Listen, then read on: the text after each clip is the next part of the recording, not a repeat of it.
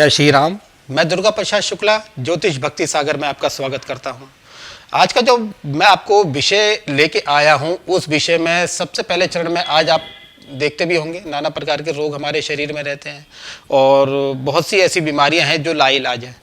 आपने ये भी सुना होगा कि इस समय सबसे ज़्यादा, मैंने कहा धीरे धीरे पहले कोई डायबिटीज या शुगर को कोई जानता नहीं था। किसी को अगर शुगर हो जाती थी कहते थे बड़ी घातक बीमारी हो गई। पहले टीबी किसी को होती थी तो कहते बड़ी खतरनाक बीमारी है, इलाज उसका भी हो गया, आज नॉर्मल हो गया। पहले कैंसर होता था किसी को तो कहते थे ये बचेगा नहीं फलाने, लेकिन आज की डेट में वो भी उसका भी उपाय है। तो जिस प्रकार दवा से सब चीज का उपाय है उसी प्रकार से आपके दुआ में भी उसका उपाय है। आज जो मैं आपको बताने जा रहा हूं जो विशिष्ट कृपा है, 8 लाइनों का एक स्तोत्र है, उसमें 8 श्लोक हैं जिसमें देवी की भगवती की जो बड़ी कृपा छुपी हुई है। और वो देवी भगवती जो कहते हैं कि 28 प्रकार की महाशक्तियां हैं, उसमें जो 28 प्रकार की महाशक्तियों में एक शक्ति है विंध्यवासिनी। ओम श्री विंध्यवासिनी स्तोत्रम निशुंभ शुंभ मर्दनिं प्रचंड मुंड खंडनिं वनेदणे प्रकाशिनीं भजामि विंध्यवासिनीं त्रिशूल मुंड धारणीं धराभिघात हारणीं गृहे गृहे निवासिनीं भजामि विंध्यवासिनीं दारिद्र्य दुख हारणीं सदा विभूतिकारणीं वियोग शोक हारणीं भजामि विंध्यवासिनीं ललत सुलोल लोचनं लता सदंबरं प्रदं कपाल शूल धारणीं भजामि विंध्यवासिनीं कराब्ज दान दाधरां शिवा शिवां प्रदायनीं वरा वराननां शुभां भजामि विंध्यवासिनीं ऋषीन्द्रजामनि प्रदं त्रिधा स्वरूप धारणीं जले थले निवासिनीं भजामि विंध्यवासिनीं विशिष्ट सृष्टिकारणीं विशाल रूप धारणीं महोदरे विलासिनीं भजामि विंध्यवासिनीं पुरंदरादिसेवितां मुरादिवंशखण्डनीं विशुद्ध बुद्धिकारणीं भजामि विंध्यवासिनीं। ओम श्री विंध्यवासिनी स्तोत्रम संपूर्णम। तो जो मैं आपको बता रहा हूँ विंध्याचल आप गए भी होंगे तो आप यहाँ से ट्रेन भी जाते हैं, सब वहाँ जाते हैं। तो विंध्यवासिनी जो देवी हैं वो वहाँ की आसपास के क्षेत्र की कुल देवी हैं। उनकी शक्ति मैंने बताया उनकी शक्ति बड़ी अपरंपार है। तो विंध्यवासिनी जो माता है विंध्याचल पर्वत की कहते हैं वहाँ पे स्थित है।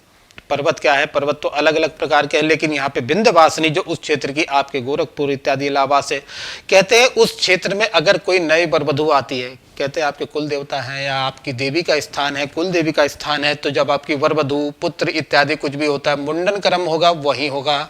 कोई नई पुत्र वधू आएगी तो वहाँ भी उसे दर्शन कराने जरूर होते हैं। अखंड सौभाग्य इत्यादि घर में सुख शांति व्यवहार अपने पारिवारिक सुख प्राप्ति हेतु कुल देवी का एक विशेष स्थान है। ये कुल देवी जो मैंने बताया है, जैसे हमारे कुल देवता होते हैं, पितृ होते हैं, सब होते हैं, उसी प्रकार कुल देवी का विशेष स्थान प्राप्त है। उसमें जो विंध्याचल क्षेत्र है वो कुल देवी की विशिष्ट उपासना उनकी होती है। अभी आपको बताया कि विंध्यवासिनी माता जो है उनका दूसरा नाम योगमाया भी है। इस संसार को जो चला रही है, चाहे वो पाताल लोक हो, चाहे वो कर्मलोक हो जहां हम रहते हैं, चाहे स्वर्ग लोक हो, इसको जो संचालन करती हैं वो शक्ति करती है। उसी में जो प्रथम स्थान, जो बड़ा स्थान है, पूर्ण रूप से जो स्वरूप प्राप्त हुआ है वो योग माया, जिन्हें विंध्याचल माई कहा जाता है, वहाँ की कुल देवी स्वरूप है। भगवत गीता इत्यादि और मैं कहा श्रीमद् भागवत इत्यादि में और श्री देवी भागवत में इसका विशेष वर्णन भी दिया हुआ है। इनकी योग माया कहते हैं संसार में जो काम क्षण भर में एक चुटकी बजाते ही किसी को क्षण में वो पूरे संसार को अपने वशीकरण कर सकती हैं, स्तंभित कर सकती हैं एक चुटकी बजाते ही। तो कितनी जिसे कहते हैं शक्ति की जो उपासना करने वाले लोग हैं या नहीं भी करते हैं, तो आज मैं बताता हूं कि आप वहां ना जा पाए हो या कई लोग ना पहुंच पाए तो वो घर में ही उनकी विशेष स्तुति करें। कहते हैं कि विंध्याचल माई की उत्पत्ति जो हुई थी उस समय आपने सुना भी होगा, द्वापर के समय पे भगवान श्री कृष्ण का जन्म हुआ। माता देवकी के गर्भ से अष्टम जो संतान होनी थी, भविष्यवाणी के हिसाब से वो लड़का होना था। लड़के का मतलब भगवान का प्राकट्य होना था, लेकिन वही जो प्राकट्य हुआ तो शक्ति का प्राकट्य हुआ। यानी योग माया ने भगवान को एक कहते हैं बचाने के लिए, कंस जो था, कोई मैंने कहा ना संसार के जितनी भी शक्तियां थी, जिस तरह रावण था उसी प्रकार कंस ने सब शक्तियों को अपने वशीभूत कर रखा था। तो कोई भी शक्ति वहां काम नहीं कर सकती उस जेल की प्रक्रिया के आसपास। जैसे कहते हैं कोई भी, जैसे कहते हैं ना कोई सैटेलाइट जहां काम नहीं करता, ऐसी कोई शक्ति वहां काम नहीं कर सकती थी। तो वहां योग माया जो स्वरूपा माता महाजगदम्बा शक्ति स्वरूपा वहां प्रकट होके अष्टम जो संतान कन्या के रूप में जन्म लेके वहां प्रकट हुई। तब वहाँ जो आपके वसुदेव जी थे उन्होंने देखा भी होगा, आपने सुना भी होगा। आज जो भगवान श्री कृष्ण की जन्माष्टमी का समय जब आता है तो बड़ा अच्छा पर्व मनाया जाता है। पर्व तो हम मनाते हैं, लेकिन ये नहीं जानते कि सबसे पहले जो पीछे जो शक्ति जो पहले प्रकट हुई वो कौन थी। उनसे जो अनुजा भी कहा जाता है, यानी कि वो सबसे पहले जो प्रकट हुई। बाद में श्री कृष्ण भगवान पैदा हुए तो अनुजा यानी कि उनकी वो बहन जी है, उनको भगनी का दर्जा उनको प्रदान किया गया है। तो शक्ति स्वरूपा विंध्यवासिनी स्तोत्र जो उन्होंने अपने भक्तों को पुकारने वाले समय में किसी को आपदा हो या ऐसी चीजें जो हमारे ऊपर जो अटैक करती हैं, जो दिखती हैं कोई नहीं दिखती है, इनविजुअल चीजें हैं, कोई किसी प्रकार की आपदा चाहे बड़ी से बड़ी आपदा भी हो, उसको टालने की शक्ति केवल किसी में है तो वो योग माया, जिन्हें विंध्याचल माई का नाम दिया गया है और जो विंध्याचल क्षेत्र में विंध्यवासिनी के नाम से है। इस संसार में सारे शक्तिपीठ है मगर वो पूर्ण नहीं है, क्योंकि शरीर का जब अंग कटता पूरा पूरा अलग अलग भागों में गिरा, लेकिन जो पूर्ण रूप है वो योग माया का, वो केवल विंध्याचल क्षेत्र में पूर्ण माँ जगदम्बा का स्वरूप है। उन्हें शक्ति कहते हैं। सुहागन पतिव्रता का जो कहते हैं, कोई सुहागन स्त्री वहाँ जो कामना करती है या अपनी कोई विशिष्ट कामना कोई भी लेके जाता है, और वहाँ जितने साधु महात्मा आज भी योग माया माया को जीतने के लिए कहते हैं कि माया जिसके हाथ में आ जाए तो सब कुछ आ जाए। माया और काया, काया तो दिखती है लेकिन माया नहीं दिखती। जैसे प्रकार धन हो गया या विशिष्ट कृपा हो गई, वो कभी नजर नहीं आती। तो योग माया के लिए संकल्प लेते हैं, उनका उद्धार भी हो जाता है। आसपास के जितने भी एरिया, जो जितने भी वहाँ के जो स्थान हैं, गांव हैं, या जो अलग अलग जो वहाँ के इलाहाबाद बनारस इत्यादि जो क्षेत्र हैं, वहाँ की वो कुल देवी स्वरूप हैं। यहाँ पे मैंने बताया कि इधर आपके काशी विश्वनाथ जी हैं, भगवान भोलेनाथ का जो परम स्थान है। इधर त्रिवेणी संगम है, उसके बीच मध्य एक पहाड़ी पे स्थित है विंध्याचल देवी, उन्हें विंध्याचल देवी का नाम दिया है। तो जो मैं आज आपको बताने जा रहा हूँ कि नित्य अगर कर सकते हैं, जैसे भी समय मिले, सवेरे शाम या सायकाल आपको जो अगर इनका पाठ करें तो आपको विशेष माया की जो योग माया की कृपा आपको प्राप्त होगी।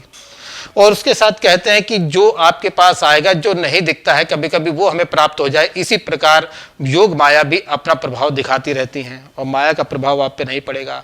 कभी कभी कहते हैं कि माया के प्रपंच में कभी चीज़ें अच्छी समझ नहीं पाते, हमें सूझबूझ नहीं होती हमें क्या करना है क्या नहीं करना, लेकिन योग माया की जिस पे कृपा हो उसे सब कुछ संसार में मान प्रतिष्ठा पद इत्यादि, चाहे वो बहू के रूप में हो चाहे घर में किसी स्त्री के रूप में हो, खासकर स्त्रियां या पुरुष कोई भी इस पाठ को करे तो सदैव विजयी रहता है।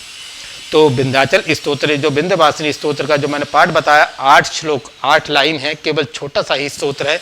इसका आप नित्य पाठ करें तो माता योग माया जिन्हें कहते हैं माता विंध्यवासिनी की विशिष्ट कृपा पे प्राप्त रहेगी। इसकी विधि है, किसी आप शुक्रवार में भी कर सकते हैं, चाहे प्रातःकाल आपकी नित्य जो सायकाल जोत जलती है वो है।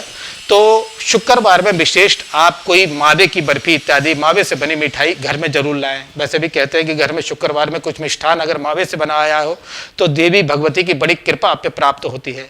उसी का भोग लगा के आप विंध्यवासिनी जो विंध्यवासिनी स्तोत्र का पाठ करें। पाठ करने के बाद उनको भोग लगा के प्रसाद और पूरे परिवार में अपने आस पड़ोस जहां आप खा सकते हैं कि प्रसाद के रूप में बांट सकते हैं। जितना बांटे जितना खाएंगे आप पे माता योग माया विंध्यवासिनी माता की कृपा आप पे सदा बनी रहेगी। और कोई विचार परामर्श के लिए आप मेरे इस नंबर पे संपर्क करें। जय श्री राम।